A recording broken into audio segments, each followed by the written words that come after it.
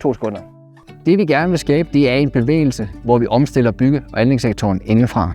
Vi vil gerne invitere morgendagens håndværkere, tømrere, snedkere, murere til at komme ud i naturen og få et forhold til naturen. Og når du har et forhold til naturen, så passer du på naturen. Det er fint her, hvad med lys og sådan noget. Det er godt. Altid. Da jeg hørte første gang, at man havde lavet et initiativ om, hvor håndværkere og specifikt lærlinge kunne komme ud og finde ud af, hvordan sourcer vi i virkeligheden materialerne, hvordan går vi tilbage til det gamle, hvordan laver vi ler, hvordan forarbejder vi tilslag. Men så sprang jeg direkte på. Jeg synes, det er noget, man skal støtte helt vildt, både arbejdsgiver og arbejdstager.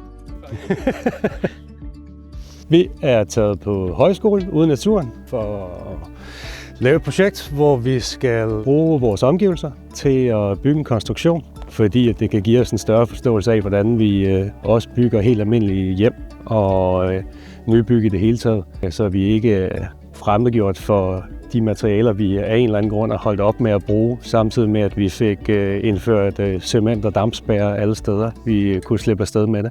Og bare i det hele taget få en forståelse for, at de materialer, vi har bygget hus af i tusindvis af år, ikke er uddateret, bare fordi de ikke står på hylderne nede i byggemarkedet.